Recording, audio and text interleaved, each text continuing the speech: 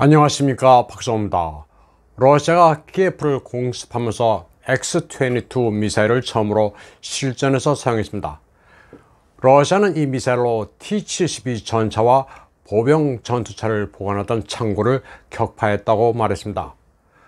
우크라이나 당국도 러시아가 카스피해에서 이 미사일을 발사했다고 확인했습니다. KH-22라고도 불리는 X-22는 구소련 시절인 1960년에 실전 배치된 장거리 대함 미사일입니다.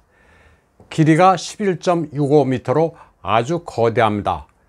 미국의 항공모함과 항모 전투단을 파괴하기 위해 개발된 것으로 재래식과 핵탄두 모두 장착할 수 있습니다.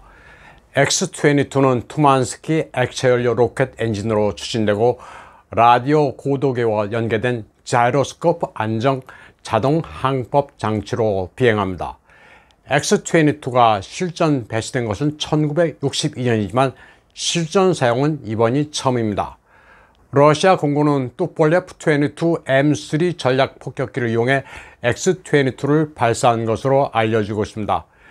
X-22 미사일 공격은 서구와 전쟁을 더 연장하기 위해 우크라이나 장거리 로켓을 제공하려 한다고 푸틴 대통령이 강력하게 경고한 뒤 이루어졌습니다. 러시아 공군은 제공권을 상실한 우크라이나를 일방적으로 두들겨 패고 있습니다. 초음속 전투폭격기 수호이-34가 연일 공대지 미사일을 장착하고 출격하고 있습니다. 수호이-34는 장거리 침투용 전폭기로 대공망이 파괴된 우크라이나의 창공을 무인지형으로 날며 지상 전력을 철저하게 파괴하고 있습니다. 수호이-34의 공격 능력은 시리아에서도 확인된 바 있습니다. 지상의 ISIS를 괴멸시키기 위해 러시아군이 동원했던 기종이 바로 수호이-34입니다. 서구 매체들은 러시아가 미사일을 다 소진했다. 보급이 안 돼 식량도 다 떨어졌다. 이제 곧 못 견디고 철수할 것이란 거짓 선전을 늘어났지만 새로운 무기들만 보기 좋게 계속 나타나고 있습니다. 러시아 공군은 수호이-70 오호트니크 스텔스 드론의 양산도 서두르고 있습니다.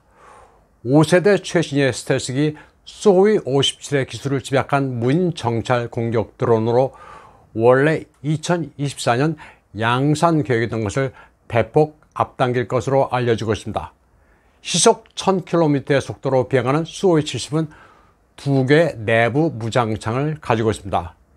이미 비행과 폭격 테스트는 끝냈고 양산을 앞두고 있습니다. 지상에서는 허리케인, 우라간 다연장 로켓으로 압도적인 화력을 과시하고 있습니다.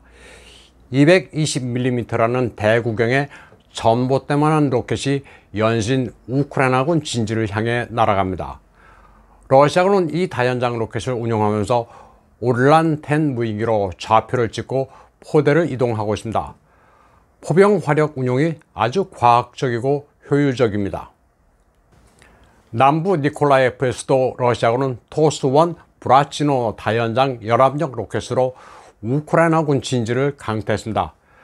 평야지대를 초토화시키는 엄청난 화력에 일진일퇴 공방전 같은 것은 있을 리 없습니다. 러시아군은 기갑장비 야전 수리 체계도 갖췄습니다. 파손된 부위를 용접하거나 부가 장갑을 덧대는 정도는 기본입니다. 또 대형 크레인을 이용해 포탑을 분해 수리한 뒤 다시 장착하기도 합니다. 그리고 파워팩을 교체하는 것도 빈번하게 이루어집니다. 부분적으로 파괴된 기갑 장비들이 수리를 마친 뒤 다시 전선으로 보내집니다. 다음 소식입니다. 독일의 시사주간지 데어 슈피겔은 베를린이 젤렌스키를 신뢰하지 않는다고 분석했습니다. 이 잡지는 독일 정부 소식통을 이용해 베를린이 우크라이나에 전차를 시공하지 않는 데는 역사적 이유가 있다고 설명했습니다. 젤렌스키는 과도하게 자신만만해 혹시 전투에서 이긴다 싶으면 러시아 영토로 밀고 들어갈 수 있다는 점을 올라프 숄츠 총리가 고민하고 있다고 밝혔습니다. 그런 사태가 발생할 경우 독일의 전차가 다시 한번 러시아 영토에 들어가는 모양새가 되는데 이는 1941년 독소 불가침 조약을 깨고 전차를 앞세워 러시아를 침략한 역사를 상기시키게 된다는 겁니다. 독일 무기가 러시아로 들어갈 수 있다는 공포는 젤렌스키에 대한 베를린의 불신을 증폭시키고 있다고 데어 슈피겔은 전했습니다. 그리고 이 때문에 독일 정부는 방산업체 전차 인도를 허락하지 않았다고 보도했습니다. 지금까지 우크라이나에 전차를 인도한 국가는 폴란드와 체크뿐으로 그나마 서방제 3세대 전차가 아니라 고소련제 낡은 전차입니다. 키예프에 대한 전차 제공 금지는 나토 차원에서 공식적으로 논의되지는 않았지만 워싱턴, 런던, 파리 사이에 비공식적 컨센서스가 이루어진 상태라고 이 잡지는 전했습니다. 데어 슈피겔은 독일이 역사적인 이유로 우크라이나에 전차를 제공하는 첫 번째 국가는 결코 되지 않을 것이라고 분석했습니다. 올라프 숄츠 총리가 우크라이나에 대한 군사무기 제공에서 늑장을 부린다는 비판도 있지만 분쟁 당사국에 무기를 주는 것은 간단한 게 아닙니다. 직접적 교전 당사국도 아닌데 무기를 줬다가는 러시아와는 돌아올 수 없는 강을 건너는 꼴이 됩니다. 그냥 진영 논리에 휘말려 줘버리자는 것은 국제정치에서 아주 무책임하고 철없는 발상입니다. 2월에 분쟁이 시작된 이래 독일은 중화기 제공을 극도로 꺼려왔습니다.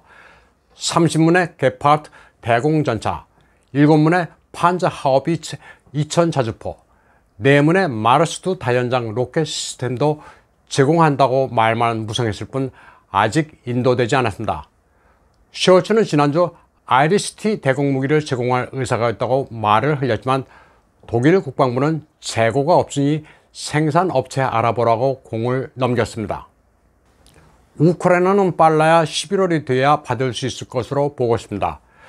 그런데 시점상 그때는 너무 늦다는 게 독일 정보 당국의 판단입니다. 러시아군이 8월까지는 돈바스 전체를 장악할 것으로 예측되기 때문입니다. 이처럼 전쟁이 다 끝날 시점을 예측해 무기를 준다고 하는 것도 한 방법입니다. 다음 소식입니다. 헝가리 외교부장 페테르 시자르토는 젤렌스키가 정신적으로 문제가 있다는 국회의장 러슬로 케베르의 발언에 대해 우크라이나가 반발하자 그가 맞는 말을 했다고 밝혔습니다. 앞서 러슬로 케베르 국회의장은 젤렌스키가 외국에 도와달라고 요구하면서 협박죄에 무례한 언사를 내뱉고 있다면서 그가 정신질환을 앓고 있다고 비판했습니다.